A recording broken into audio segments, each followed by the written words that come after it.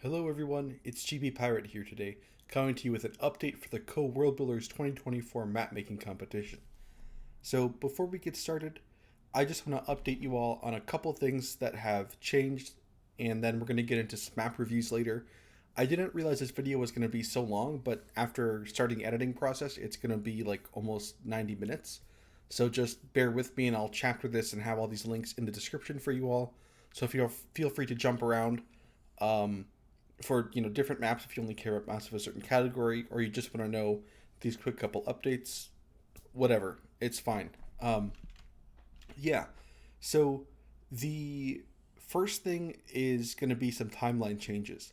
Now I've talked through all of these so far except one through Discord, and basically we've changed the dates. So right now, the judge feedback period, the second one, just finished. Today's February 19th. And between like personal schedules for myself, I'm actually really busy this coming week, which was supposed to be kind of the voting period. And so I kind of extended things a little bit, um, kind of in between these feedback sessions. Originally, they were going to be about 2 weeks, and now they've been about 3 weeks. But this time we're going to have 3.5 weeks before we actually have the judges vote. And originally I was going to have voting, well, not originally, but like before kind of this last weekend, I was going to have voting take place on March 9th, 10th, and 11th. However, the AE's new Resurgence tournament is finishing up on that weekend. So to make sure people still have time and energy for Company of Heroes, I'm going to be pushing back the voting for the judges an extra week. So now we're going to have voting on March 16th through 18th for the judges. So for the mappers, we're going to have our maps in by Thursday, the 14th of March. And then I'll be kind of organizing everything and getting it all set up for the judges to score the maps starting on that Saturday, that 16th. And then in that week there, I'll be calculating the results and doing things behind the scenes, and we'll have an announcement for the winners and all that on the following weekend. So yeah, that's just schedule wise. I wanted to update everyone and keep us all in the loop there. And then I don't know the number off the top of my head, but we did have another donation to the prize pool from Tightrope, and he gave a $50 donation, which is terrific, and I'm very thankful for that. Thank you, Tightrope. But I think the prize pool now stands at about 350 US dollars.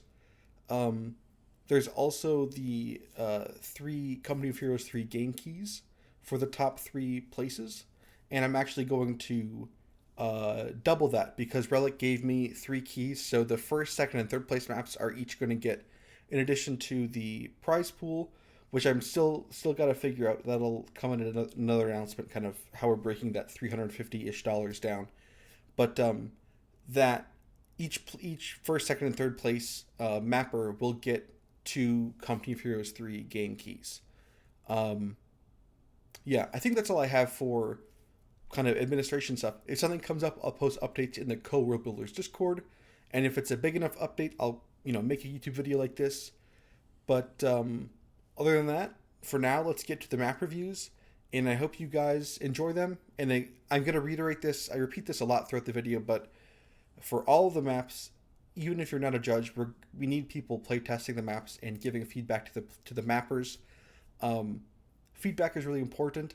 It's just when you're staring at your own map for so long, there's only so much that your brain kind of can do. So getting fresh eyeballs on your map really helps come out with different ideas. I know from my experience, I send the map to someone and they have 10 things that they want to say that I didn't even think about, or they have a suggestion to how to change a certain space, and it's a really good suggestion, but something that, because I've been working from the ground up and have all these other preconceived notions in my head, it just wouldn't even have occurred to me.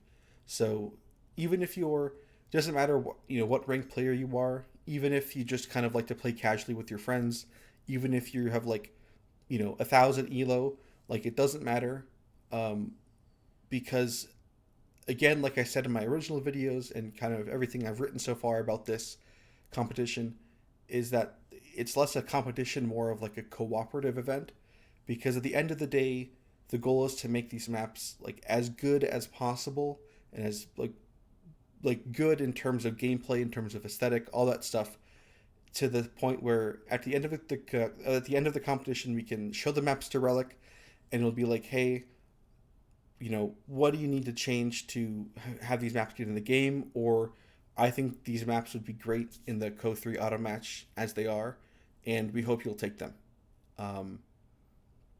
So yeah, it's like I said, it's a cooperative rather than a competitive event. Although it is, we are trying to kind of, keep it in the competitive spirit to keep people, increasing their abilities and making kind of the best maps and visually, gameplay wise, etc. So I'm going to stop rambling because I'm going to ramble for another 90 minutes. If you watch through this entire video, maybe put it at 1.25 or 1.5 times speed. I don't know. I'm sure I repeat myself a lot. It's going to be mostly unedited. I think in the future I might end up even just live streaming, like on YouTube, where the kind of the higher video quality is preserved. Yeah. So without further ado, let's get into it. Let's check out those map reviews and map reveals, because I haven't even revealed all of them on YouTube yet. But again, all these maps are on the workshop. All the information you need will be in the description, links, all that stuff. And if you want to donate to the prize pool, we're still accepting donations. That link will be in the description as well. And personally, if you want to buy Co3, there is a link and a code that I'll put in the description as well. Maybe you want to buy it for the first time, or buy it for your friend or grandma or whatever.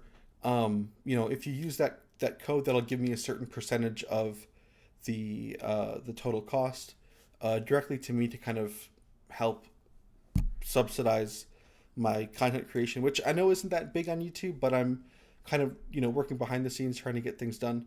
So yeah, if you want to support me personally and you don't have Co3 or want to buy it for someone else, that's a great way to do it. Yeah, anyway, let's get started. So first up, a map we've already seen is Ansaldo Genova, and there's a beautiful tactical map made by the map maker in the style of Relic's, Relic's Co3, new Co3 map. So that's cool. We're building reinforcements, Commander. It's been changed a bit from the original. From when we first looked at it, there's a lot more art in here. Things are fleshed out a bit more. Yeah, it's a very cool industrial setting. It's come a long way from when it first started. There are some things Bacon pointed out. He looked at all the maps today, which I'm very thankful for, and of course all the mappers are thankful for as well. And I can see what he means. One of the things is that there's these kind of pathing issues created by this height difference. And from the default camera, it's kind of hard to tell. This is one of the things you kind of learn as you play the map. But again, it's easier to kind of, make things obvious rather than make players learn. Because if things aren't obvious, that's going to be frustrating for everyone that's new to the map. But yeah, things overall, the layout's been kind of the same. Like the overall flow hasn't changed too much, but we've got a lot more. The pathing has improved a lot. Before there was like some staircases here, but yeah, like I said, there's a lot more art. There's craters. There's splats. There's splines. A lot more destruction. And remember, because this is the Ansaldo factory, we've got some tanks here in the out of bounds area because they're making armored vehicles for the war effort. And the middle, I think Olvati had some cache games. I'm not sure how long ago now on the map, but this was kind of redone a bit. So we've got some burning tank wrecks here. It looks like a panther. That's cool, but they're not salvageable or anything. But yes, the middle's had a bit of a redesign. We've got some strong houses. Taking a look at the territory map here. Just gonna, yeah. So the center line of the map is approximately over here. Commander, we should utilize all manpower available to us. we've gone over this before, but because we've got kind of this unorthodox asymmetrical base setup, we don't have a very pure center line, so we're a little inefficient with kind of space down here. So like I said, our center line is going to be running somewhere along this path.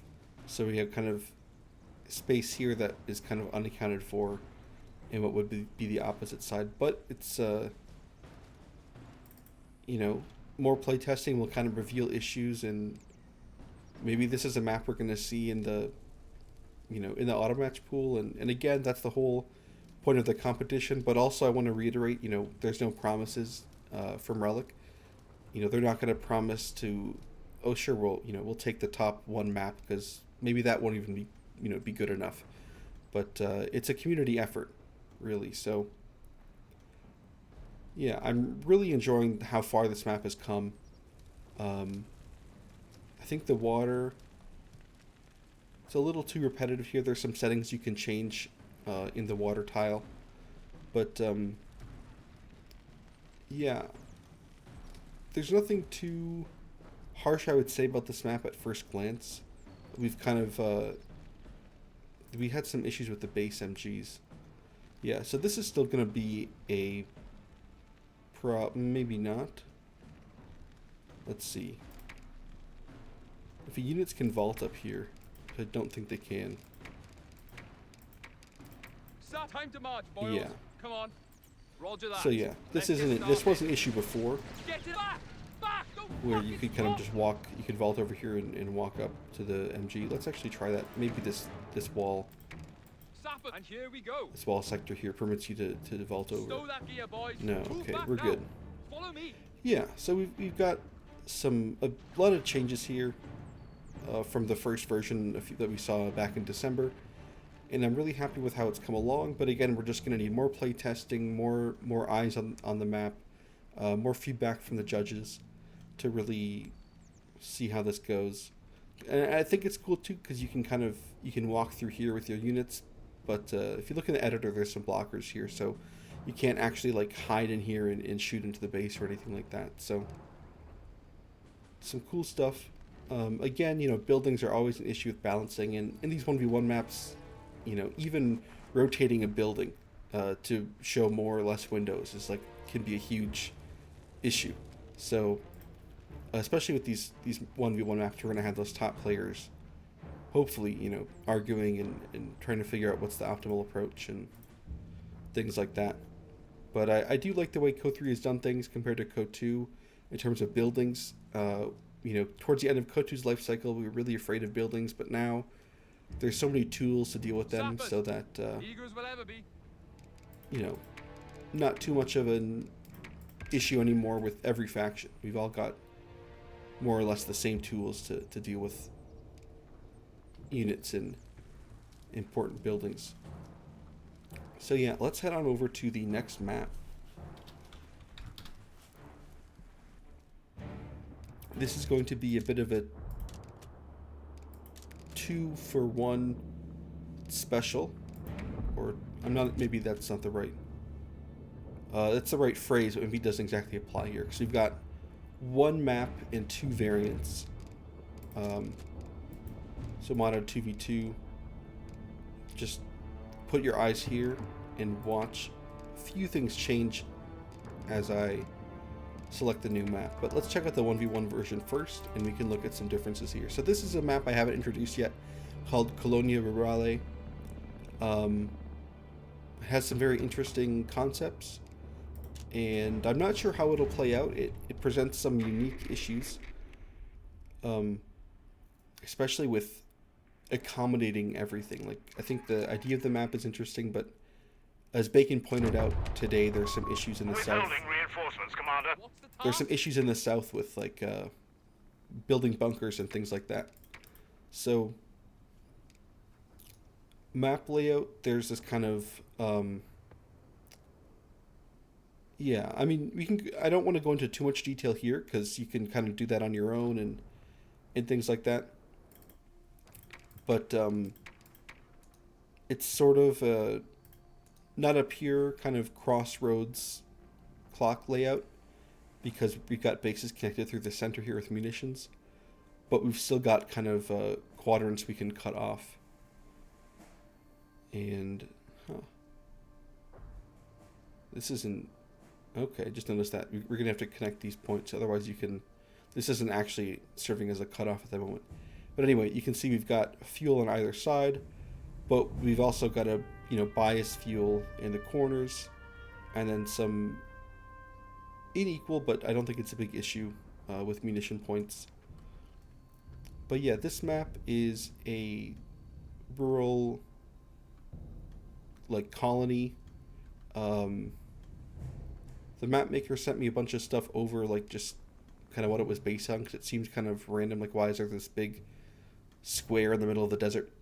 And apparently the Libyans were, like, making, the Libyans, the Italians were trying to make Libya into, like, a kind of a settler colonial thing.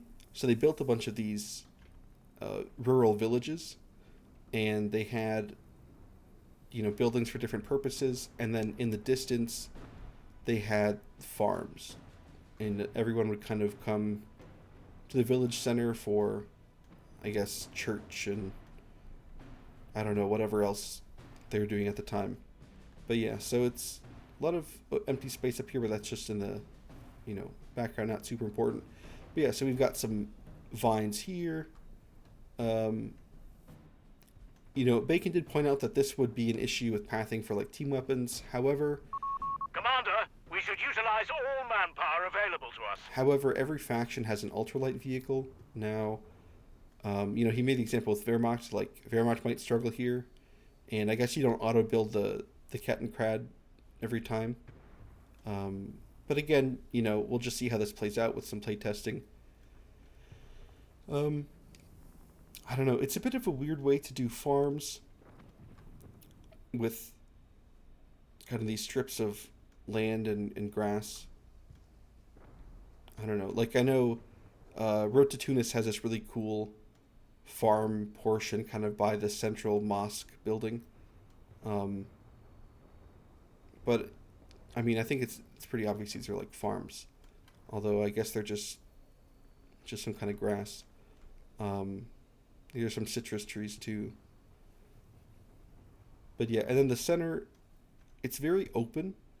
Like, of course, all this stuff can get destroyed. There's nothing kind of permanent here. These are like the hedges that block, but not to heavy vehicles, so they can be destroyed. And remember, of course, buildings can be totally destroyed as well, so this might not even be a blocker. There is some issues. So here we've got two buildings. We've got 1, 2, 3, 4, 5, 6, 7 windows looking at this cutoff. And over here we've got 2. Maybe you can get an MG, probably not. It looks like it's too far. Yeah, so some balance issues with the windows right on the cutoffs. And even then, this wall might actually, it shouldn't, but it might block. Let's check that out, actually. Let's go with an MG team. M10 we go, and put wood in all. But yeah, there's some cool little things here, like these gardens. I took some cool screenshots of this kind of, this view with the flowers here. What you got for covering this arc? But yeah, this is hard to read because you have, these windows should obviously be able to see the point. Sorry, I know this is kind of crude, but like, if you got people in the, maybe let's get a second squad here. Maybe we can like put, if you get like a model on the roof. Set sight.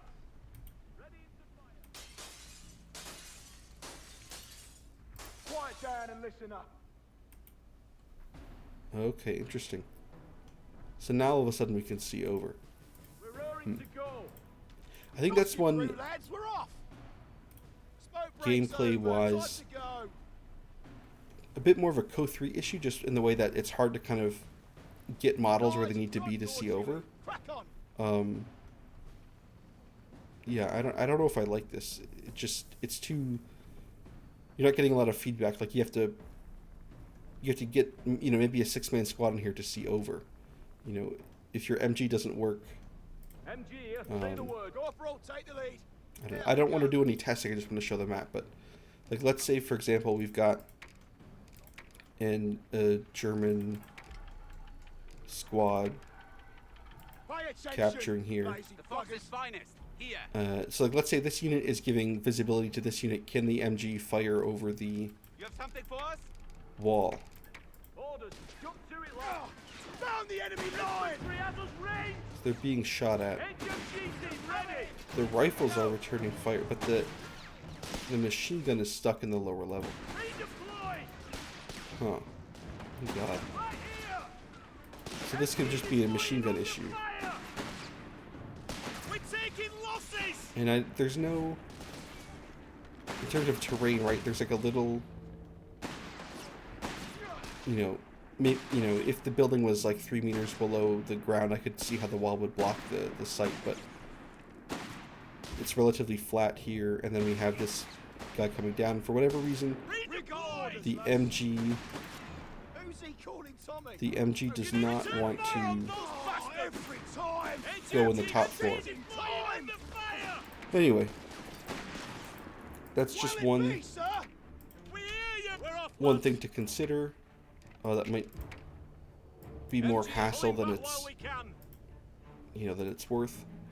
But one thing I wanted to point out is that this bottom portion here has all these dunes, and from what I'm able to gather through like previous testing is that by being on the dunes, you get a height bonus against kind of the capture points, and it presents kind of a unique dynamic in terms of cover and sight lines. And again, this is going to need a lot of testing, because you can see here the dune kind of blocks our sight, and as we approach,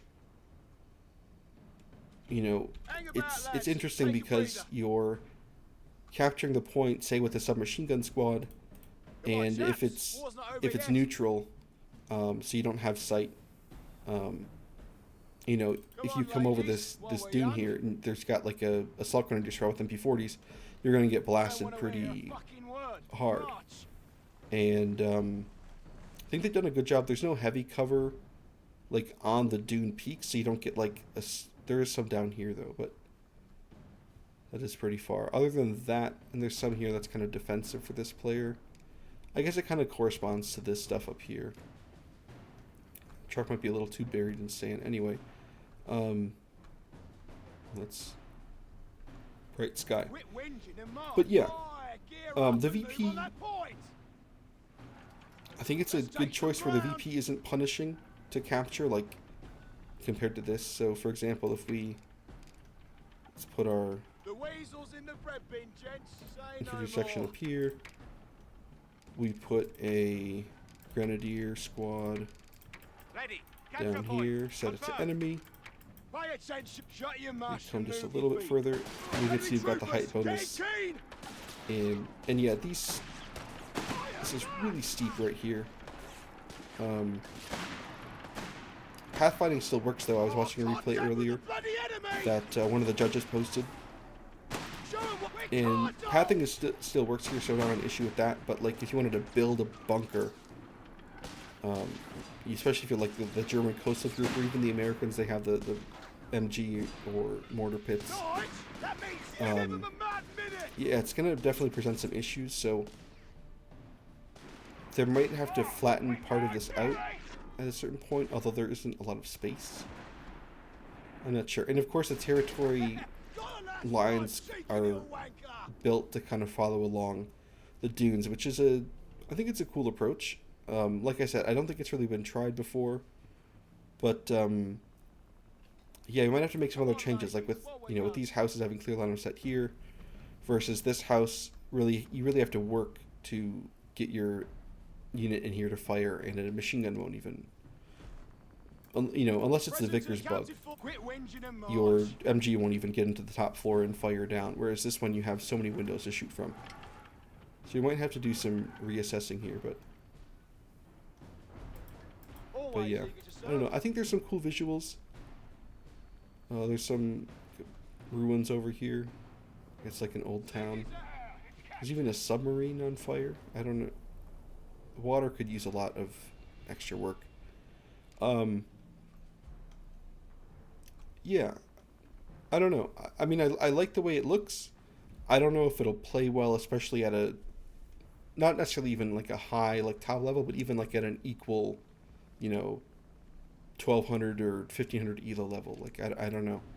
We'll just have to test it and see how it goes. And, you know, and hopefully, you know, that's what kind of this weekend is for. And even after this weekend, because we're in this judging period right now,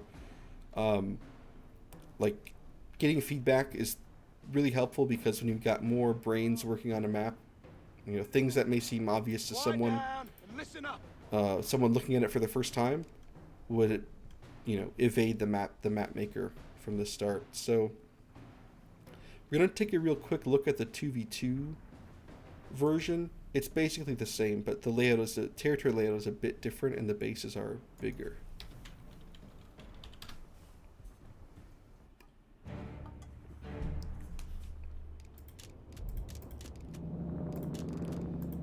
Modded 2v2.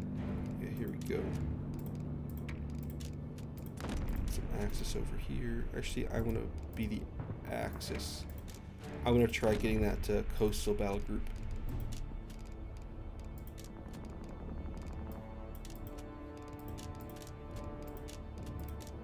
We'll put some bunkers down, see how that goes.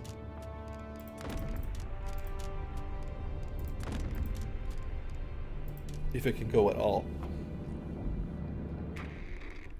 But yeah, like even the minimap, you know, like I pointed out before, there's a little difference in the minimap, but otherwise it's mostly the same. Reinforcement withheld, Commandant. Yeah, we just got a bit bigger base here. This is new. We've got the Allied base kind of extending down here, which is a little, might be a little too big actually, but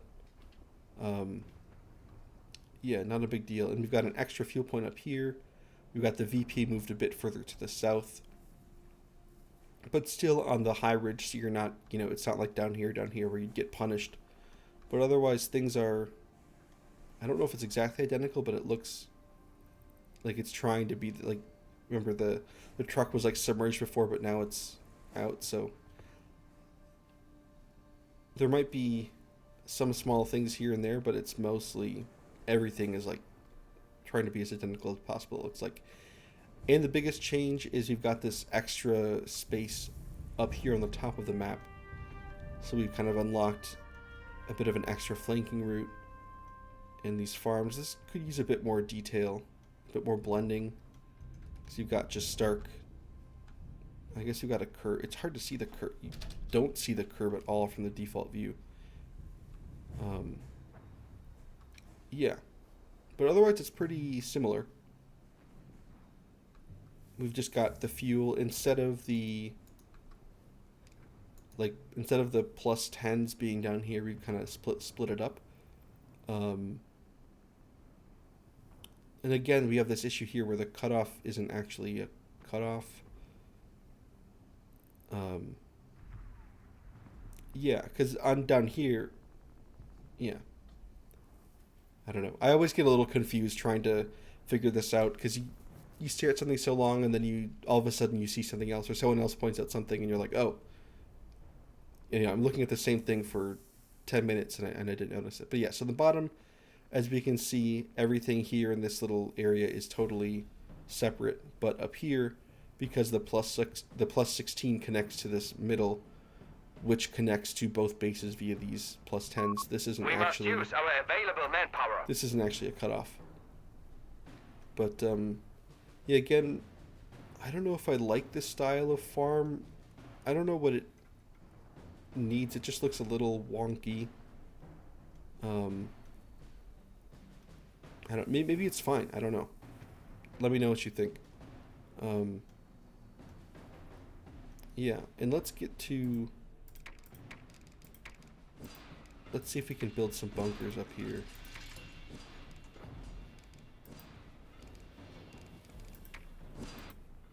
And let's say down here, if you want to try building some things.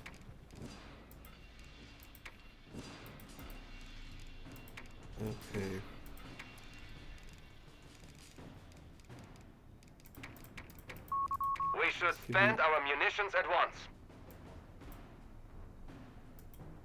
Unlimited resources here. New ability online. Okay.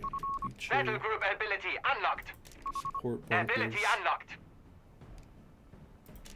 More bunkers. New ability online. Okay, doesn't really matter. Battle group Okay. ability unlocked. What is our assignment? Move orders. Get to it. Put this pile down Send word. here. Over. So many things to build. Concrete bunker, command bunker. Sorry, as you can tell, I haven't used this commander yet. I've been not playing enough. So yeah, okay, you could build bunkers here. I mean, this isn't super important. So these trees are a little too close together. But here it looks like they've spaced them out enough where you can... It's not exactly perfect, but you have some control. And it looks like it'll... In most places, you can kind of get any angle you want. And it does kind of auto-adjust, so that's good. But let's say down here... Awaiting orders.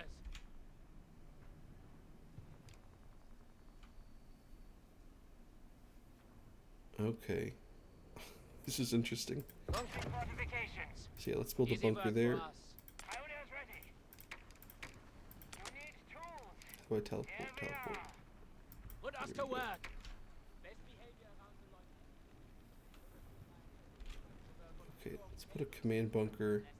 So you can't put it quite on these steeper slopes.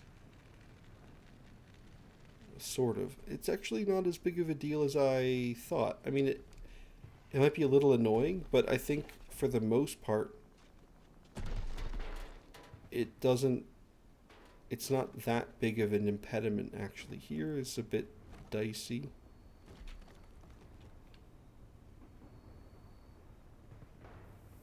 Okay, there's some objects they're blocking, but you can run that over. Oh, friendly territory. Let me just gobble up all this real quick. bunker is ready for use. Does this look janky? Yeah, it looks a little janky. But, okay. Put us to work. Yeah, I mean, it looks difficult, but it works. I don't know. Maybe Send word. Covering ground. we'll wait for a more definitive answer. And this is interesting, this kind of beach route. I didn't mention this before, but it's kind of flanking route here. I don't know if this is an issue of having a big strip of neutral territory, but it does prevent a player from, like, building a bunker down here that you can't flank. I mean, I guess you can flank it technically, but... anyway, I don't know.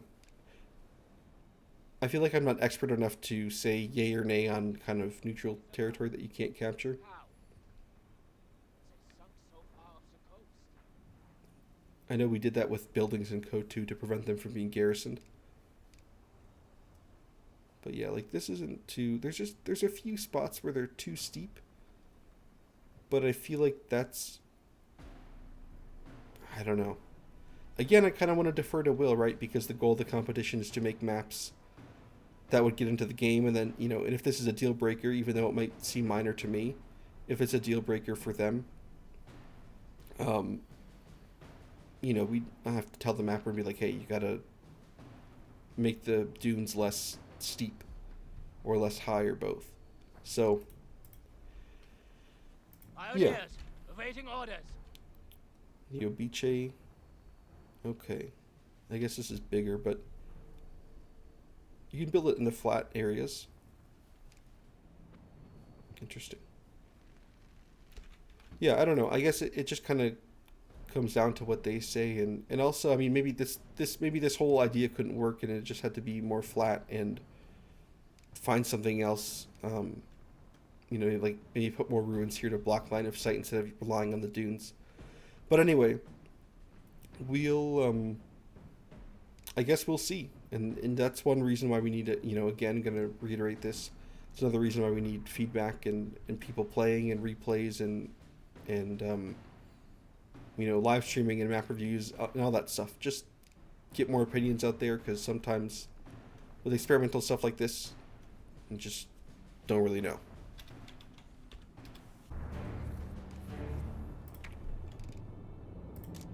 So the next map on our list is Rapido River Valley. We've already seen this, but I want to, give it another look, a go around. It's changed a lot from the video that I put out when I first reviewed it, but I've been working with the mappers, of course, in the last couple months through Discord, changing things up. So it's got more of a competitive territory layout. As and when needed. Other things are fixed. Zappers, eager to shift some dead weight. But as Bacon noted in the feedback he gave earlier today, there's still some, like a lot of art issues, in that I don't have Discord open right now to pull it up, but basically for the atmosphere, he's saying that the textures used are very few to kind of get the colors that the mapper wants to come out, this kind of dusk, darker, spookier setting.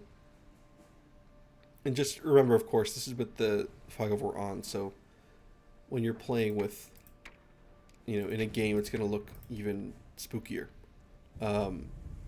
Yeah, but basically, he made a point, like, the mapper is making the textures too dark, and because he's restricted in the color, there's very few tiles that they're using for the groundwork, and that a lot of the way we see things should be handled in the atmosphere. And of course, everything is so customizable, it's hard to kind of tell. It can be difficult, especially with the new game. We don't know all the ins and outs, or we don't have kind of tricks established to do what we kind of want it to do. So it's a bit of a learning curve there. Yeah, and this is a similar quadrant system as like Crossroads, Road to Tunis, kind of like the last map we looked at. So you can see there's cutoffs here along the river and kind of on each side of the valley. And I don't know, another thing Bacon noticed is that the center line of the map, this diagonal, it makes the map, because the bases are here in the corners, it makes the map feel very Commander, long. we should utilize all manpower available to us. It makes the distances quite large to traverse. And it also is kind of uninteresting in a lot of ways.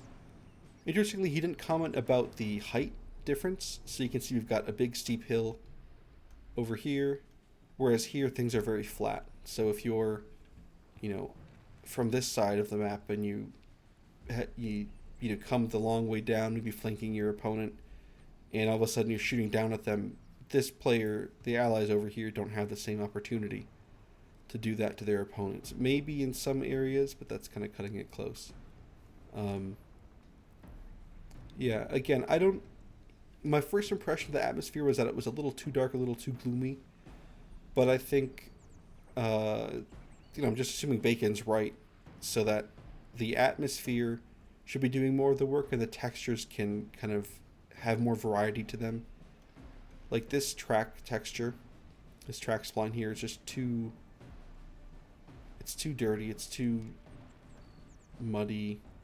It doesn't look, I guess it looks like mud, but it's just so monotonous and it's so distinct from this, and it's like, why, if you're looking at imagining this as a real place, like, why is there this difference here? There should be some obvious way to explain why all of a sudden, we get this super dark shade of mud over here versus not over here. And it's not like we have like a paved street and a sidewalk or kind of a curb and then like dirt. Yeah, and I'd say the map's biggest faults right now, not faults because it's not like the end of things, but the things to work on, big thing would be the art and getting more variety in the way it looks. And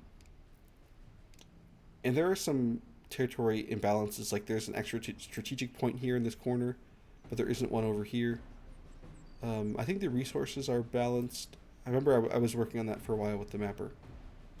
This is finally fixed. Before, this was too steep to be traversable, but it almost looks impossibly steep. Yeah, and you're not really fighting in this middle line between the VPs. It's not that exciting of different spaces. It's just like an open road, open river valley, open road. So I don't think it needs... I don't know if it needs like a complete overhaul. In a sense, I mean, depending on how you define that, right? But it definitely still needs more work from like a competitive ladder standard, and of course that's kind of the standard we want with the competition. I know, like, I've gotten some feedback from people and they're like, this is my favorite map, this feels like Co. I love it, it's amazing, but you know, that's subjective for everyone, right? And at the end of the day, for the competition to, you know, for the goal of the competition, right, we're not deferring to Relic in a sense, but we're kind of at their, I don't want to say at their whim, as if they're like some king, but, you know, the idea is to get good maps to go into the auto match pool, and they, you know, they're in charge of that, obviously. So we got to make them maps kind of conform to their standards, their guidelines. That being said, I mean, I like the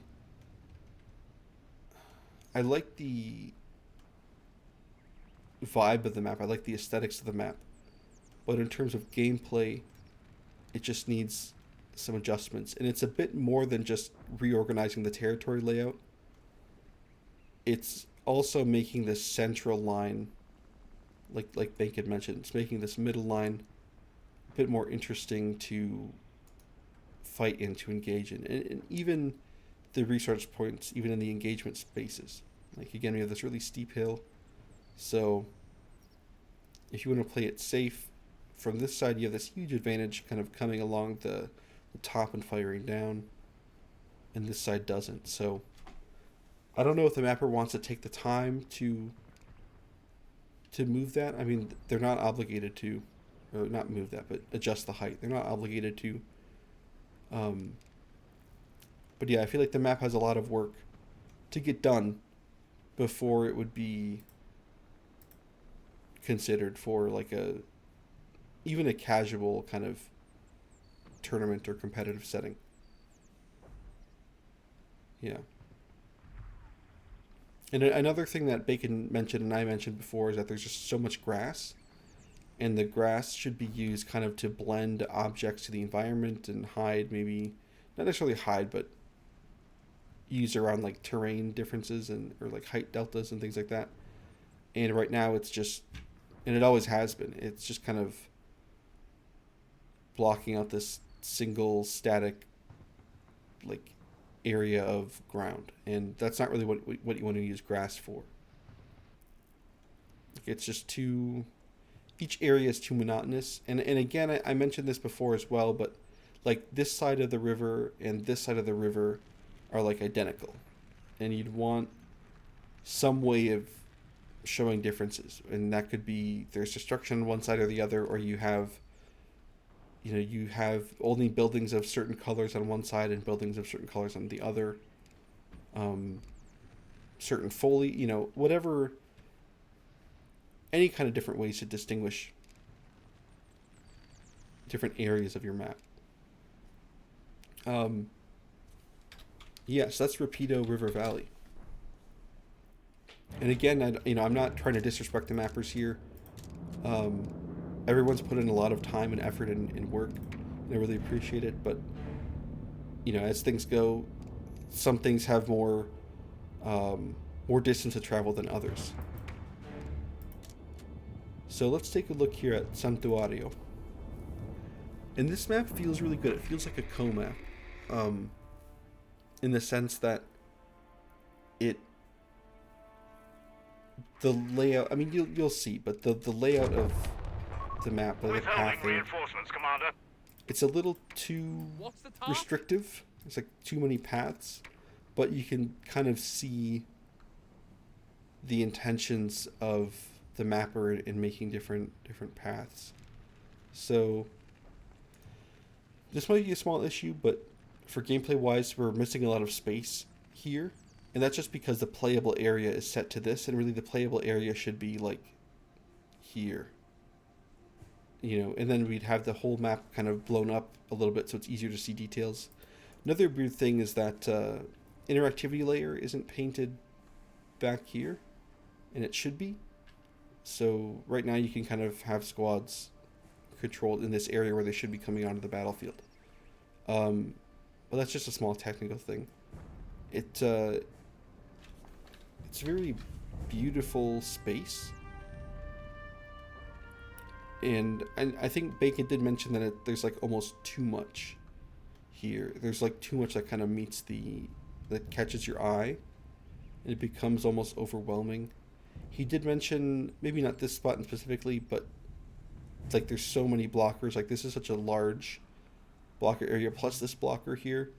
And he did a good job of counting it, maybe in this region, this engagement space, as they call them, however many different entrances there are into certain areas. So, like, you know, blockers are good for guiding flow, but we don't want too many. We don't want it to be kind of like a company of mazes kind of thing. I played a 2v2 on this map last week or the week before, and it was fun. But that was a thing I noticed too. I was playing in this area, and, you know, coming out of my base, not a big deal, but towards the middle, I have this road to deal with. I have this space here, but then I also have this blocker here, and then I have this blocker and this house blocker here. And then in the north up here, you have this rock and permanent tree as a blocker. So you're kind of coming in, you have like one unit Commander, here. we should utilize all manpower available to us. You have one unit here, another unit here, another unit here. You're like in a line. And if you know, one MG42 or Vickers or whatever, you put, you know, 2 squads in one lane, and all of a sudden, or you put 4 squads in one lane if you want to blob to try to win an engagement, you're just going to get shut down. And, yeah, oh, that's funny. It's got a little interesting water wheel. But yeah, the map, I mean, there's so much detail in this map. It's really incredible. But I think in, like what Bank had mentioned, it's almost too much detail. Like, look at this beautiful stream. The weird thing, though, is that I think this is traversable. So if you get like a Queen of the desert, getting Queen of the Desert, yeah, we can like drive over these rocks.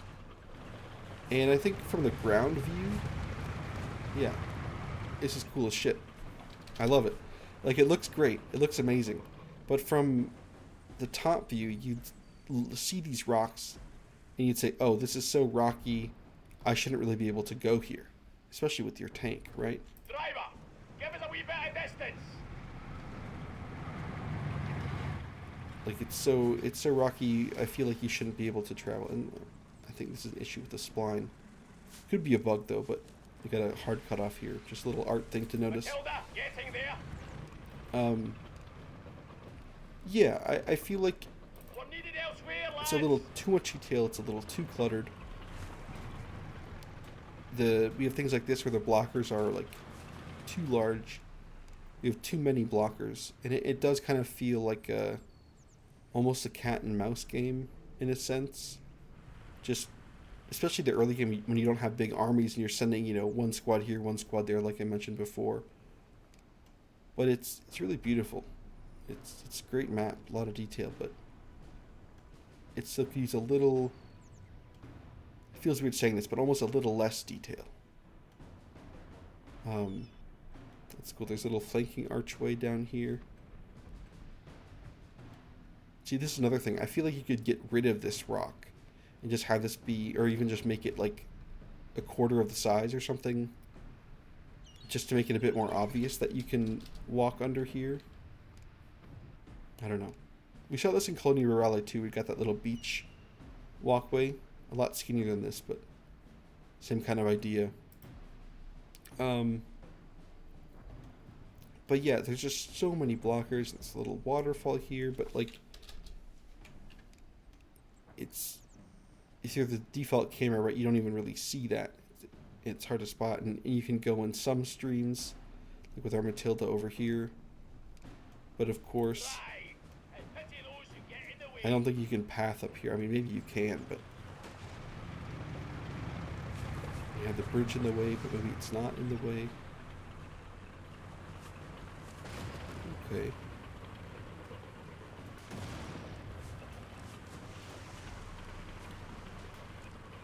All right, wind it up. Yeah, we're avoiding the waterfall here. So, like, I guess it kind of works with the rock here, but Driver, let the devil know we're coming. Stopping. yeah.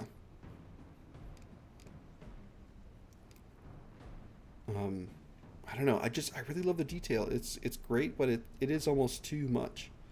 You know, maybe the center is good, but I think Bacon mentioned something about having less detail kind of in the periphery, but I'm not exactly sure. I don't want to. Don't quote me on that. I don't want to be misquoting Bacon. But yeah, it's a lot of very cool little things. Like each house, you know, we've got each building. They have all their little details. Everyone looks like a little home. Got a little fence, little farm. It's even this stone house here. Yeah.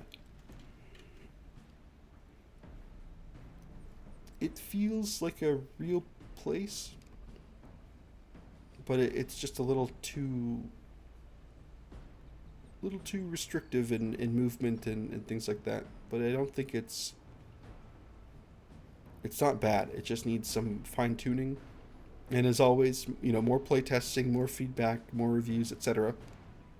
You know, the more eyeballs we got looking at a map, the better.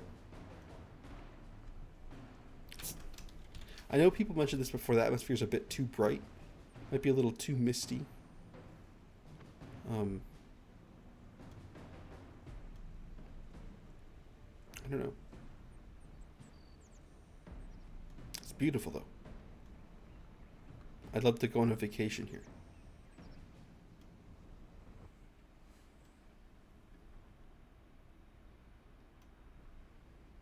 Wow.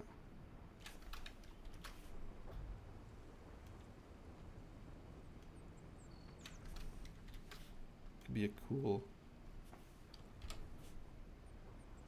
Yeah, that'd be a great thumbnail image.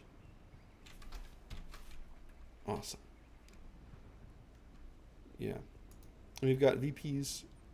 I don't know if... We're awaiting orders. I don't remember if we looked at the tactical map, but it's interesting design. So we've got cutoffs here, the bottom and the top, for each side. But it's a bit too grid-like. You know, this is one comment I got in Discord today. These grids don't exactly align, right? Like, if you look here, this territory line goes right through this building. And you really want territory to not feel as if it's pasted onto the map. You want it to feel as if it's a part of the map. So in a certain sense, with putting the points in kind of these spaces here, they followed suit in that they're kind of putting the points as, you know, as part of the terrain, but the territory map kind of, you want that to align as well. So we've got some really nice roads here, and you kind of want to, generally speaking, align terrain with roads. Again, I don't want to do in-depth reviews of every map right now. I want to kind of touch on all of them. So I'm not going to sit here and look at it and figure it out. But, yeah, like this straight line, we don't need a straight line. We really want the cutoff to conform to the shape of the road. And even depending on how things are, maybe even a bit beyond the road. Just to make the territories a bit more bit thicker, and I guess it's not an issue because we're also going down here, but that's interesting. Huh. Yeah. Like, you could make this territory here, this munitions point, maybe in the middle it would bisect, it would go through the church with the other one, but you could imagine, this territory point kind of encompassing this bit of land with some kind of natural boundaries, maybe here at this fence line, incorporating the rock a little bit, and either stopping with the stream and the rocks, or maybe stopping with the buildings. You just want to paint your territory, generally speaking, not just for a competitive map, but for any map. You want your territory to really conform to not just where you place the points, but you want the territory map to conform to what you've got going on in your map. But yeah, so let's head out to, I think, a new 6-player map, Sands of War. So this one, got our beautiful clown. Despite the funny little guy here, we've got a very, I don't know. I like the map. It's very well designed. It feels a little too well planned, I think, but I don't think that's necessarily a bad thing, because it works well. I think it's very well designed, very well thought out. Even if it feels a little too well planned, Withholding reinforcements, Commander. I think I would sacrifice that for gameplay. God had orders in yonks. Sappers ready. Let's just go ahead and delete these units to make things a little less crowded. And I'd say first impression to reduce clutter for the territory is to not have these, paint the walls into the territory. Maybe in certain areas you wouldn't, maybe in the middle, just for cutoff reasons, you wouldn't do that. But having all of these walls have their own outlines is a bit distracting, and it just adds a lot of clutter here. But yeah, taking a look at the territory, we've got, okay, I see. So yeah, we've got cutoffs here, we've got some cutoffs in the south, and they kind of cut off also in the center. Of course, that's weaker. So we've got some fuel here connected to the base on either side. We've got high fuel at the top up here, 20 munitions, but we've got 20, 30, 36 munitions down here. Math is hard, folks. 10 fuel here. Yeah, so it's there's a little bias, for one side or the other, but I think that's not bad. Little territory issue here as well. That's why you have that white line there. Yeah, it's very competitive layout, territory-wise. The mapper just added new entrances. There's 1, 2, 3, 4, 5, 6, 7, 8, 9 entrances. So there's 4 on each side plus this middle one. And I think before there were only 3 or 5. So this is definitely going to help with retreat paths and things like that. We've got a very dense walled-in city. Kind of, they're using these assets on Sioux wetlands as well. Commander, we should utilize all manpower available to us. But, yeah, it's a different vibe. We've got a nice, I guess, bazaar or market here in the center up top. Another kind of mosque compound. Bunch of crates. I really like when I first saw this map, I like taking screenshots on it because there's lots of cool little, scenic shots you can take. Check this out. But yeah, and it's still kind of like Colonia Rurale in a sense. You've got this central open courtyard, but buildings, not exactly in, you know, outlining everything, but on the edges.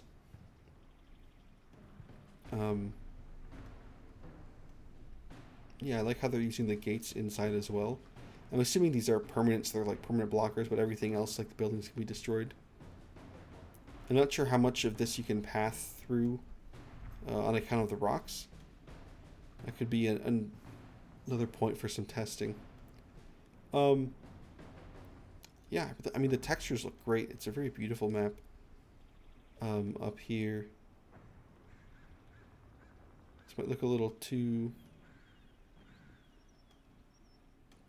maybe a little... I don't know. I was going to say, two buildings that are the same, oriented the same way right next to each other. A little distracting, but we're off on the edge. Maybe not a huge deal. Like the ruins here to give it a little bit of extra taste. A little extra flavor, I mean. I feel like the corners are a little let down, but again, that's, you know, less detail away from the center, right? Not as important. But it's nice to see kind of the plain palms. And then in the middle, this was a new change. You can kind of go over these rocks now with units. Before, this was all impassable. But yeah, now you can... yeah, you can path down here. So that really opens the middle up a bit. Although it still might be a little too closed. Yeah, and the south is dominated by these ruins. And Bacon did point out that these are going to present some issues gameplay-wise because they're made in a way that Relic didn't design the assets to be used in this fashion. So, by taking a look in the world builder, you can see that these are actually made by assets, and he recommended that the mapper use like the terrain, the height map tool to build these, and then add, I guess, the blocks around the sides, the periphery, and make this as actual terrain in the center, just to make things more consistent in terms of like LOS blocking, in terms of height mechanics, in terms of units being able to shoot each other. And he did suggest looking at Campbell's Convoy, so I'm sure that the mapper already knows that, but yeah, it's you know, they've done a good job of designing their assets to be used in the way that they want them to be used, and they kind of inherently know, you know, in Campbell's Convoy, to do something like this, they have territory built up underneath, and they don't just have blank stairs. They kind of the terrain, raising the terrain really helps the game systems work properly. Yeah, so I guess that's feedback for this. Bit more of a technical issue, but again, I mean, this is a really strong submission. I'd like to see some water in here.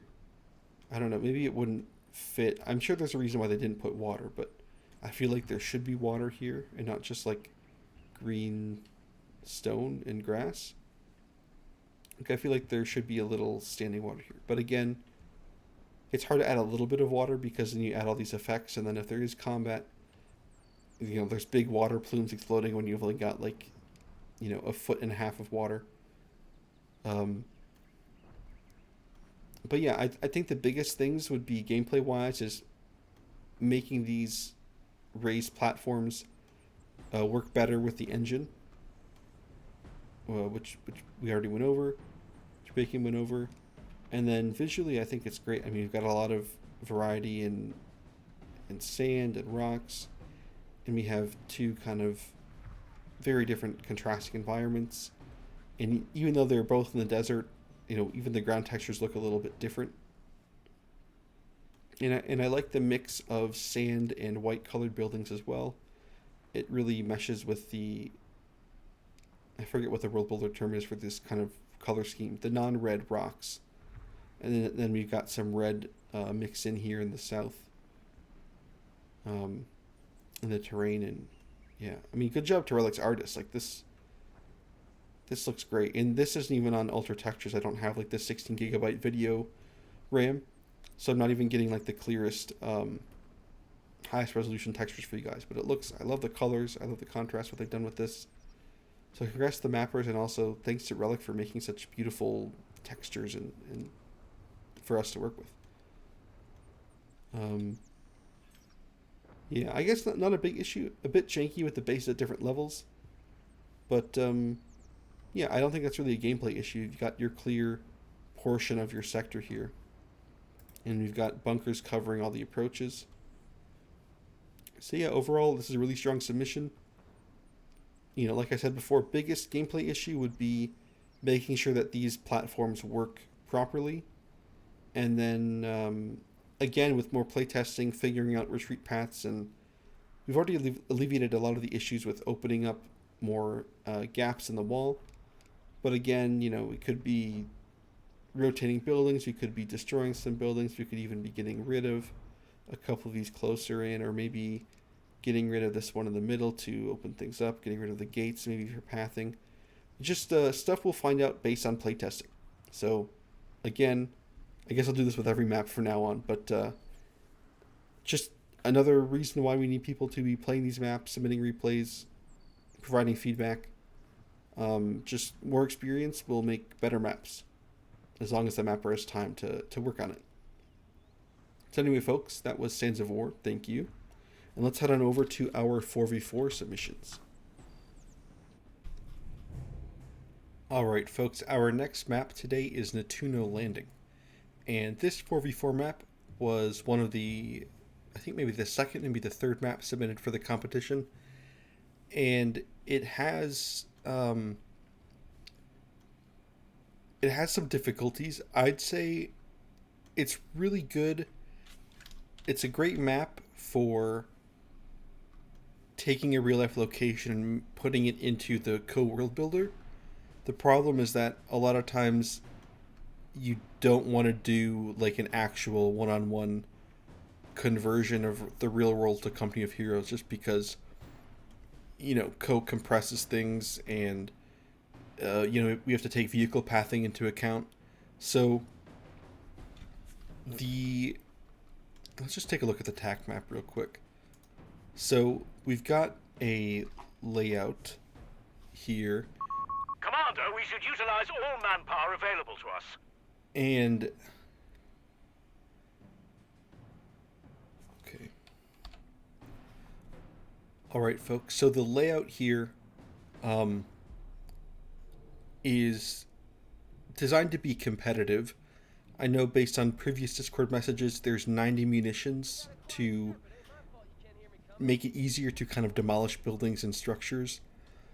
However, with that's just not exactly, I feel like in principle that works, but the way this map is, it doesn't work exactly that way. Just like with all the other maps, Monolithic Bacon was kind enough recently to go in and give some feedback here, and the general feedback is that there's too many sight blockers, there's too many vision blockers. There's kind of areas that you'd want to fight in, especially over capture zones. There's like, you know, one way for each team into it. So for example, sorry, I just got middle mouse bound to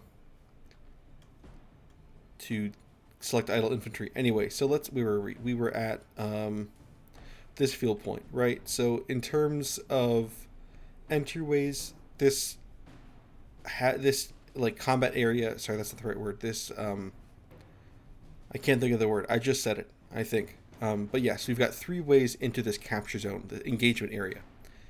And I think 3 is like a basic minimum number, and Bacon recommends like 4, maybe 5 even. Maybe 5 is too many. I'm not sure. But it, like, here, this is a really interesting kind of case study. So you have this entryway, you have this entryway, and you have these two and this one up here, but they're very narrow. They're all very narrow. And in terms of pathfinding here, this is very cluttered. There's no clear, you know, you could definitely clean this up a bit by, say, like taking out this wall here. You know, you could make this a straight line, make sure these are think they're parallel. Maybe these also look a little bigger. I'm not.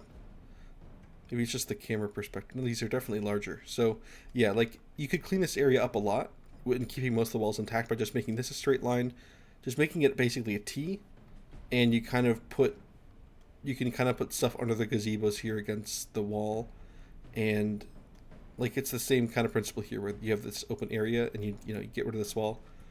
So even this compound itself isn't necessarily like terrible, but you just need to move objects around to make things path findingable, if that's the right expression. But yeah, I don't know. Like, I really like the aesthetics of the map in terms of, like, this garden. I'm pretty sure this is new, and this was also based on the feedback of there being too many walls from a few, like, recently.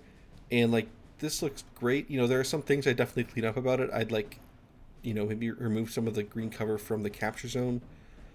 But, like, the mapper obviously kind of knows what they're doing. Like, they know how to use the tools. But in terms of competitive gameplay wise, like, this tiny little entrance, this is going to be a nightmare. There might be enough space for a light vehicle to path, but it has to go, like, directly straight. So if you imagine, like, let's get a little, like, dingo. And, okay, it's too narrow to even enter. Yeah, so that's just a big issue, right? But if you get, like, the minimum size to enter, you can't kind of come at an angle and swing in or anything. You have to the vehicle has to come literally straight on. And right now, if we, misclick and we get our vehicle stuck in here, I mean, it's gonna die. Especially if we're in the tactical map kind of clicking, or we're trying to capture it with our like Kettenkrad, it's gonna get stuck in here because there's only one exit. So we just need to take, one thing is taking a look at the path map and figuring out areas like that don't really work. And another thing would be, overall there are just too many buildings. It's too dense. Yeah, and especially like the old town section. Like I'm sent some suggestions to the mapper, and if I remember correctly, it was basically more or less hollowing out most of this and kind of making the periphery like a walled area, so you still kind of get the vibe that, oh yeah, there's walls here, there's an old city, there's some ruins. I like this vibe of this building that's, big, like a quarter of it missing, but you can even add some debris. But like, yeah, my suggestion was to kind of open this up and kind of have a middle based around this big church thing that's so large we can't even see all of it, but it has this monastery tower, has the big beautiful dome and the nice stained glass here. But like, make kind of this the centerpiece of whatever old town area this is. And we have kind of pathing stuff like this just looks like a nightmare. Like infantry, I think it's fine, but generally in most relic maps, especially ones in the automatch ladder, it's cool to kind of have an infantry only space. But for my experience and understanding, having an infantry only space is really kind of limited. And I feel like a lot of those things would be like, thinking back to CoH, like the left side of Lyon, they have, like you have kind of one player's half, but then you have this long island in the left, and you'd have like an infantry only bridge. Or I'm thinking of like that 4v4 map with the windmill, the Hochwald Gap, and you have like the kind of, you have the big center line road and the forest on either side, and you have each team on their own kind of island, but then off to the right side you have your own little island over here, and that's like, that has an infantry only bridge. Yeah, so I don't know, it just, I feel like at this point I don't know if I'd necessarily say like it's an overhaul of the map that would be necessary, but it would require just a lot of significant changes, and looking at the pathfinding map and taking a look at like the maps in CoH 3 and seeing how they plan out their space, and kind of knocking down buildings accordingly and figuring out where, if you want to keep your points in these locations, which distance wise might end up being fine. I'm not in the world builder, right? I'm not measuring things out. But you basically want to kind of design your competitive map in terms of spaces around your capture points. Like, this is just a big cluster of pathfinding issues and cover and blockers. And one thing with Co-1, right, where you'd have the actual, you actually had to capture the point, like you had to go up to it and you get a combat debuff. And in Co-2 and especially in Co-3, the design philosophy, my understanding is like you leave the capture point more or less clear of cover, especially in important areas like in the center or maybe kind of cutoffs. You leave the capture zone like almost absent of cover or completely absent of light or heavy covers. Like, you force players to build sandbags. You don't give them a green wall to hide behind. You don't give them, some big advantage that basically keeps the point in their control. Maybe if you're, in your fuel right outside your base, maybe you give them a cover to work with, or maybe like, on your cutoff outside your base, you have, like I'm thinking on Road to Tunis, you might have some green cover you can use. But generally speaking, in the middle, in the important areas, you don't have heavy cover. You don't have heavy cover just We got orders, lads. able to be used. Right, gear up. Now, there are exceptions, of course. Rules are kind of meant to be broken in a way, but they're also not necessarily guidelines. You break the rules on maybe the middle VP of the map, or maybe on, a really important neutral fuel point. You don't break the rules on every point. So, yeah. And there are some things that I'd like to see. The mapper did do a lot of texture work in kind of the last few weeks, kind of making things look a bit more lived in, I guess is the right word. Like, I think before this was just the solid tile texture, and it didn't have this kind of stuff in it, but it could still use some additional texture, some more tracks. Especially by the beach, you can add some sandy tracks here. You can, definitely add some sand to kind of mix over here. There's some shell holes, but the shell craters don't do, you don't want to just use shell craters. And you can even put some tracks here. You can even put on, there's all sorts of small items like accoutrement or accoutrements, depending on where, how French you want to sound. But, yeah, there's like suitcases and pieces of luggage, and there's like splats of papers, and you can even do some like in the accoutrements folder, there's like barbed wire spindles and stuff, and you can have some accompanying wire splats, stuff like that. I think could go a long way to making everything look a bit more lived in, and especially these cars in the middle of the road. You could give. That was another thing Bacon mentioned, that some roads have like no cover and some roads have a lot. And I think, there could be an argument for in a road in a certain area, not putting any cover on it deliberately, not putting any green cover especially.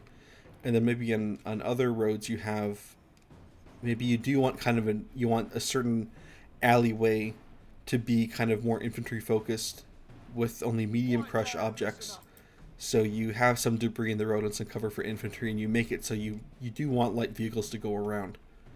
But again, that's just kind of theory crafting. That's not looking at a specific point here on the map and saying I want that. Yeah, the out of bounds area could use some work. I don't think I've looked at the out of bounds area in every map, but like, this is so close to the top edge, and it's just so low quality. I mean, I know you can scale things. I don't know if this is scaled up, but if it's the 1.0 scale, you can always scale it down, so the texture will look a bit more less PlayStation 1. Yeah, but I like the idea of this kind of industrial train station bit, but there's some cool assets. Fuel truck, that's nice.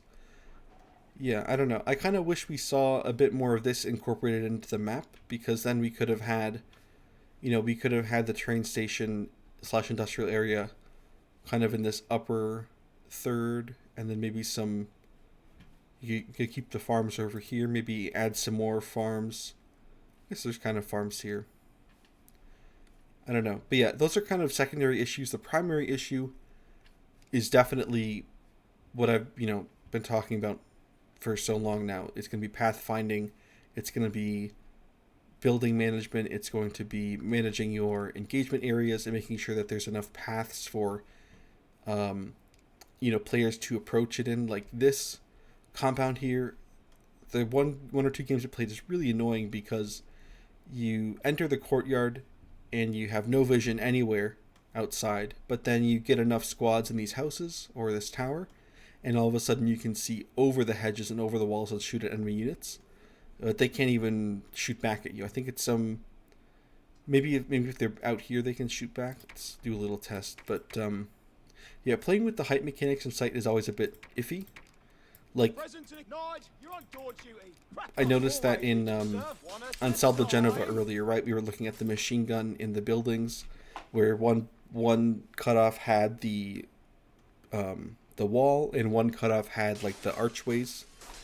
And the archway building had like, there were two buildings and a bunch of windows, and the other building had like two windows, and the machine gun couldn't get in the top. So let's say we put a couple grenadiers here. We'll turn on fog of war and make these enemy. Okay, so they can shoot back. That's good. But even here, there's some. We're not technically supposed to be able to shoot here. It looks like one squad's taking the brunt of the firing. Move here. Can they hide? No, they can't hide. Well, the wall isn't even that high. It's a low wall. Interesting. Yeah. But, I have 4 squad. Like, these buildings are full, right? Like, if you just have 1 squad in each, you're not going to be occupying all these windows. Huh. And it looks like they shot through the hedge to reveal this area. That's interesting. But yeah, and I feel like this is new, I remember, but I think this is too repetitive. It's, especially in the urban area, I think we can... Yeah, in terms of pathing, we don't want to just look at engagement areas. We want to look at, going left to right or even base to base. So having these long walls it might look or feel realistic in a sense, but especially with this road, I mean, I guess maybe this isn't a good example because it's such a short road, but like, if I'm designing a map, I would have this road, like, basically go straight. Like, maybe you don't want it to look perfectly straight and plain, so you'd have a little curves here and there in it. But, like, I would make this path, like, this road would lead directly into this path, which would lead directly into another road going this way. Or it would just be, like, a field eventually, right? Like, you want to be able to kind of quickly go across your map, and you don't want to have to drive, all the way here. Sorry.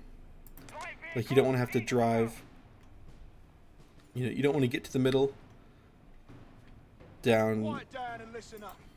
Oh man, gotta unbind this key.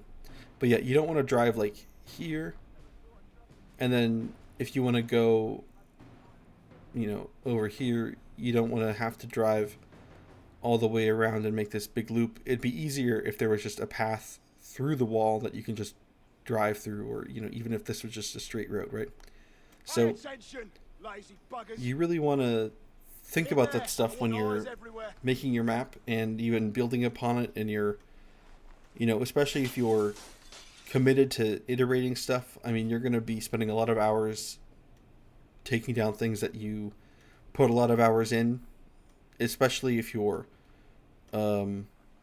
a newer mapper, maybe using a new environment for the first time, or maybe you did a lot of CoH maps. Yeah, or even if you're making, a competitive map kind of for the first time, I think it requires, or even for the second or third time, it takes a lot of thought, a lot of testing, a lot of practice, a lot of patience. So yeah, I would say, especially with, what I'm saying here and what Bacon wrote, don't be dissuaded. Don't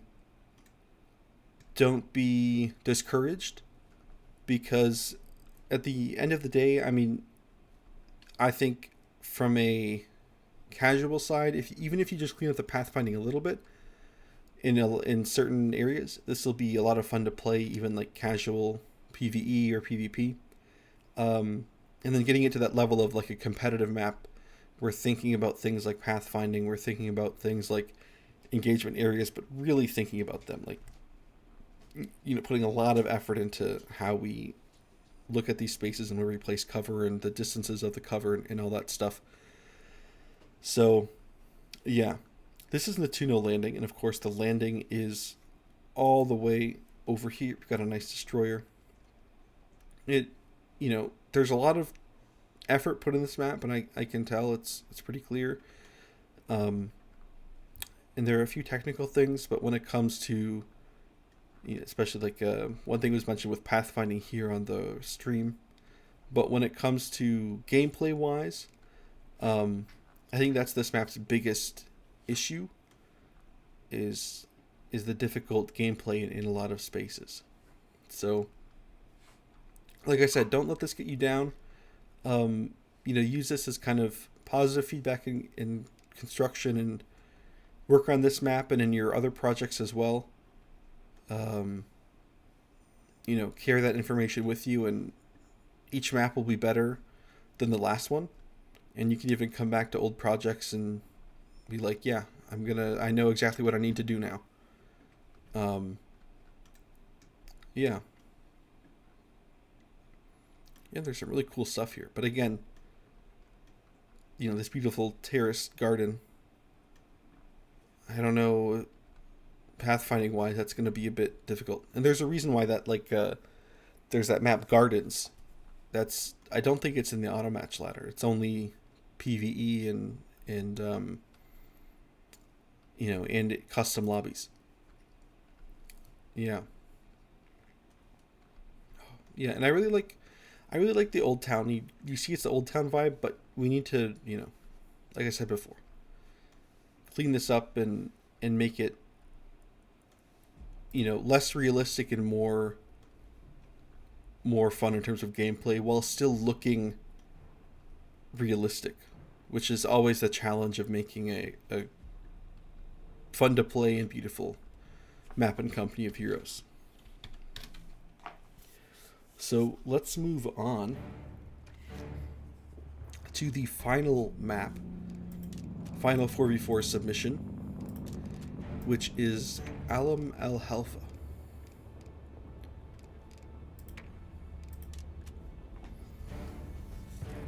So this map, I can't remember what Bacon wrote about it.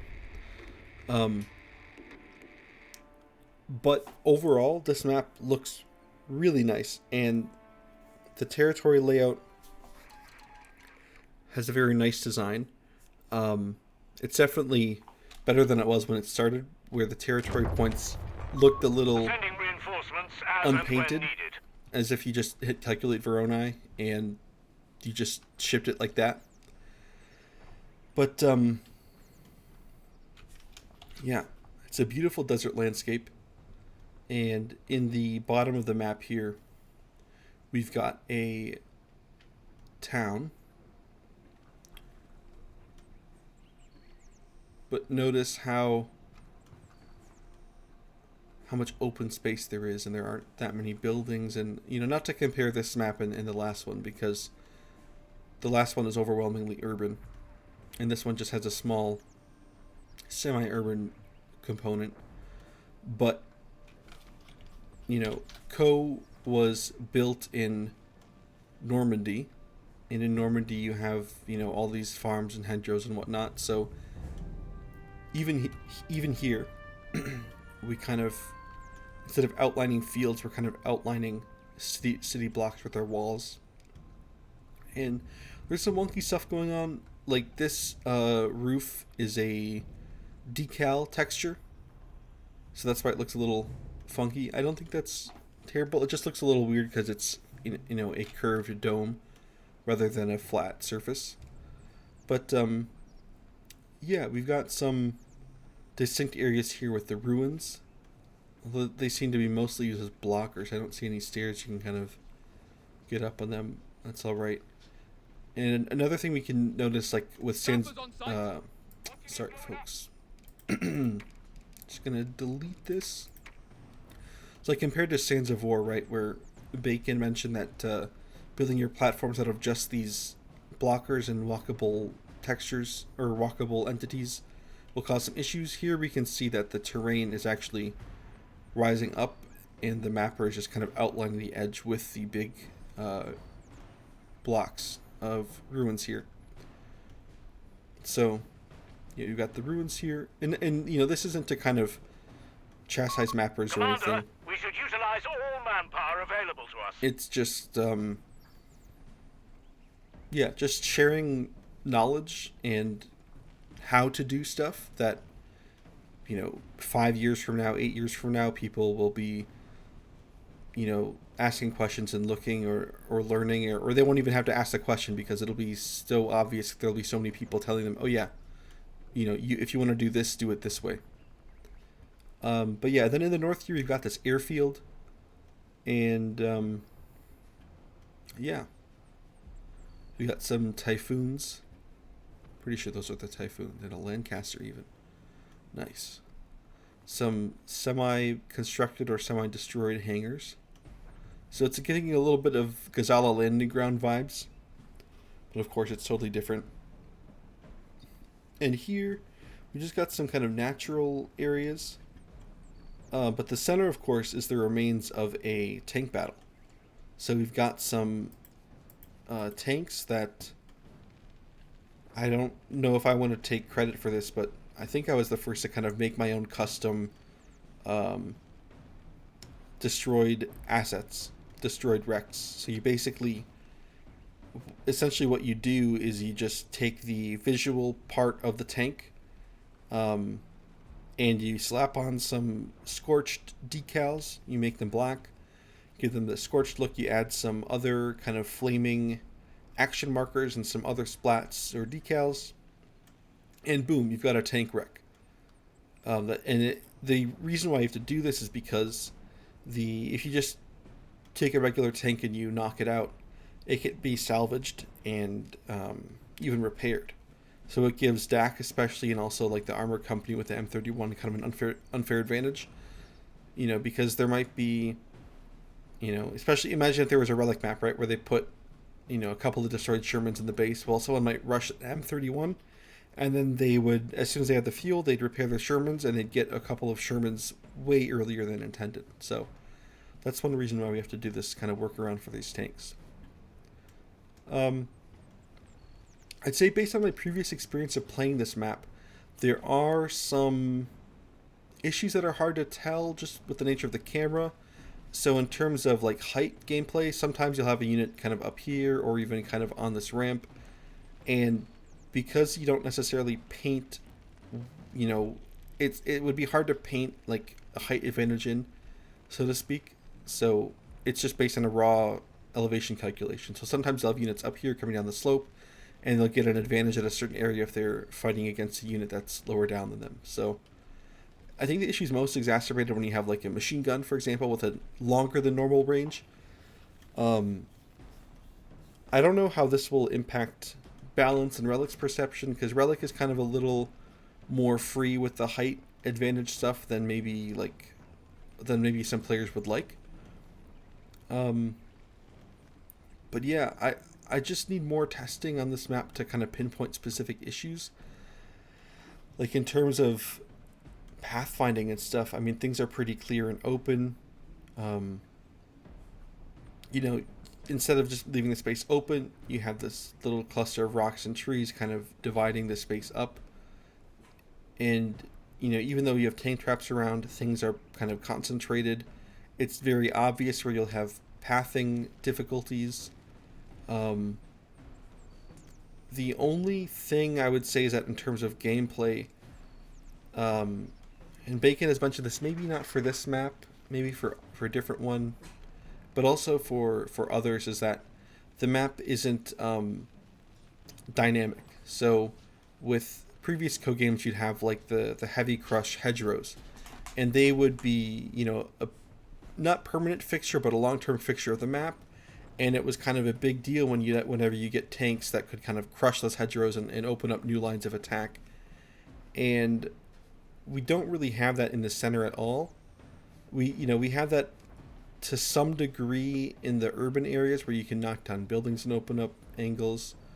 But yeah, I wonder if maybe with some more testing we could identify spots where instead of low walls, we can have more of these high walls and really kind of break up sight lines and maybe allow units like commandos and assault grenadiers to have, you know, if you're in this spawn, you know, maybe it'll be fun and useful to actually build a squad of assault grenadiers and use them in this area. And excuse the weird noises, guys. That's just my dog drinking some water. But yeah, I mean, there's a lot of effort put into this map, and it looks great. I think Bacon did comment on using kind of different colors of rocks and textures to kind of distinguish where you are. So especially for your first time, if you're just looking kind of here at this part of the map, you have some rocks, you have some palms, you have this kind of same reddish color, a little bit of tan, but it's still a very reddish tan. And you come up here, and it's kind of the same, a bit more red, but still the same color palette. And same thing here, you know, a bit more red near the rocks, but really the same kind of red/tan color palette. And up here, you do away with kind of the red a lot, although it still is a little reddish in some areas. But it's obvious that it's the airfield sector, right? So I think the point was, like, if you kind of imagine a gradient across the map where, you know, this part of the map might have lighter rocks and this part of the map would have the red rocks, or vice versa. Just something like that to kind of help players identify where they are, and even viewers too on replays or on Twitch streams. Just being able to look at the map at a glance and know, oh yeah, this is, you know, this part of the map, that part of the map, etc.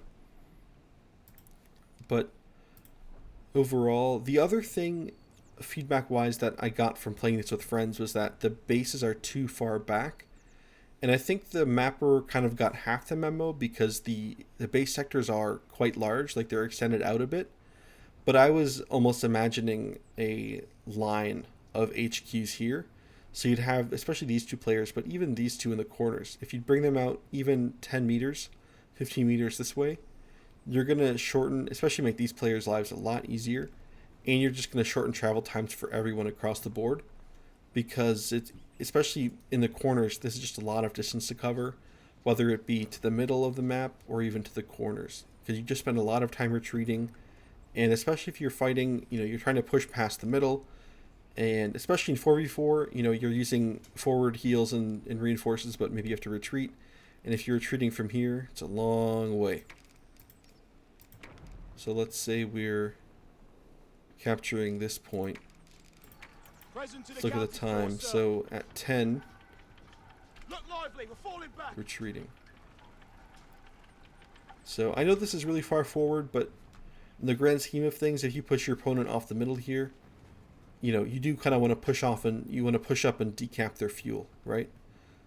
So it's already 15 seconds, so you've only made it here. So this should be 30 seconds from here to here, and then maybe another 20 to 30 seconds here. So it'll be like, you know, more than a minute.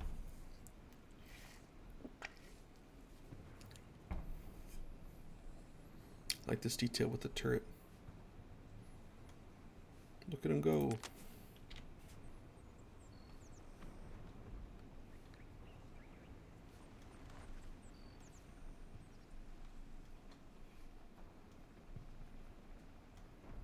So yeah, so if our bases were moved up a bit here, it would only been a 50-second retreat. So here we're, if you move the bases up, we're saving 7-8 seconds. And maybe that's not a lot in the grand scheme of things, but I think it would definitely help players diminish the, 7 or 8 seconds is a long time to get your units back up, and then going back into the fight, right? You have to wait for them to reinforce, and then it's going to be another 40 seconds to get to the middle.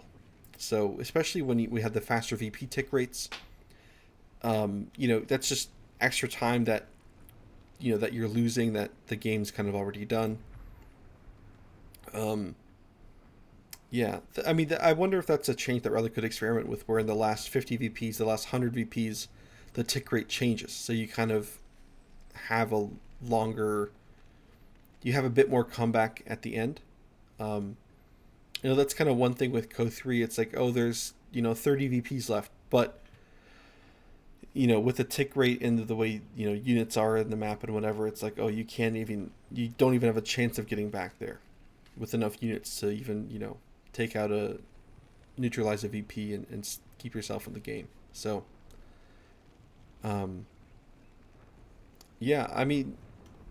once again, I'd say, this map looks really great. Only issues might be height gameplay in certain areas. Bacon highlighted some art details in terms of gradient with the rocks, and choosing the alternative, the variation color scheme that's a bit lighter and less red.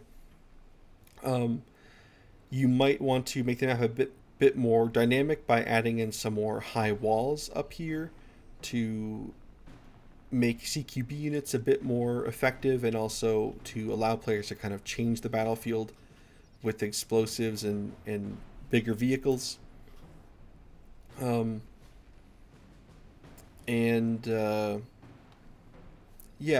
thing that you could do to make the middle dynamic, because these wrecks are indestructible. Another thing, I don't think I mentioned that. So these wrecks are permanent. Even though they provide cover, they just can't be destroyed because they're Viz objects. And one thing I'd go over would be making sure that the cover kind of, whatever object or whatever you have here that's providing the cover, making sure it's working as intended, because here I'm kind of struggling to get every dot on the tank. Like when I first clicked there, I think they were kind of there. So now they've kind of worked out, so that's good. But just going over this, like you see how there's one dot offside, or here, right? You'd expect to still get enough cover with the, if this was an actual tank wreck and not kind of handmade, so to speak. But see, now because only 2 of the 5 models have the green cover, when you clicked on it, we don't get the heavy cover bonus, even though we feel like we should. It's like cleaning up these wrecks a bit. But in terms of making the map dynamic, one thing I suggested before, a bit of an overhaul, would be making this more of a green oasis-y space, so you can add in some foliage. Like there are some hedges that will block line of sight. But another thing is that there are some desert ruins, like building ruins, that will block sight.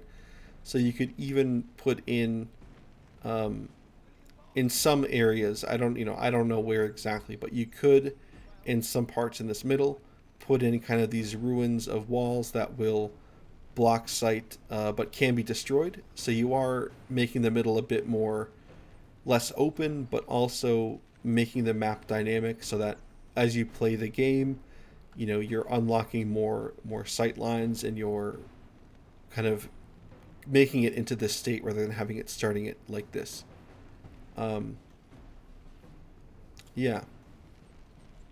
So this is another interesting thing, like compared to Nettuno Landing, right, where we talked about putting cover not on capture points. So in these, there are some nice green covers here, but again, that's not in every point. So, and they're also kind of strategically placed, right? So this, even though these center points have cover everywhere, like the VP doesn't, and this cutoff point, you have to have the cutoff point, and the cover only helps you kind of push into the middle.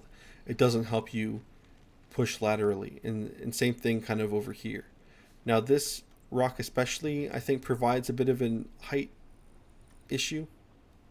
Could be misremembering that, but yeah, it's all about having a mixed bag. Like this one only has light cover, and it can't really be used by the enemy to capture the point. So it, even though it is kind of biased, it's actually helpful for the player that kind of would naturally be controlling this point for most of the game. So yeah.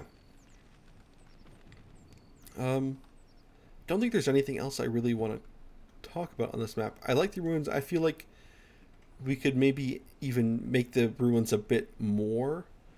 We could maybe take out this rock and make it some ruins. I don't know. It feels just such a small portion of the map that I feel like I'd want it to be bigger. Like maybe expand the ruins to here. Maybe even put a bunch of the ruins kind of in, stack them kind of in a few layers on the side here. I'm not sure. Of course, that's just more of an art thing, not really a gameplay thing. I really like this, where they're all kind of partially buried, especially as you go up the hill. I think that's great. This is cool too, laying it on its side. Bit wonky with the cover, but you know, that's all right. I don't think it really impacts things that much. Yeah, and I love the half-buried stairs. But yeah, this feels such a small area of the map itself, versus we just have so many rocks everywhere. Anyway, not a big deal. I feel like I've been trying to wrap up for the last like 10 minutes, but yeah, there's no script to this. I'm just, you know, going off of what comes to my head. So sorry they're a bit long and rambly, but I don't think that's necessarily a bad thing. So yeah, guys, thank you for sticking through this video. I know it's been kind of long, a little bit tedious, but I wanted to kind of give every map its due, every map its introduction. All of these maps are available on the Steam Workshop. You can download them today, play with your friends, play against bots. Yeah, and we're collecting feedback, replays, impressions, anything and everything, things you like, things you don't like.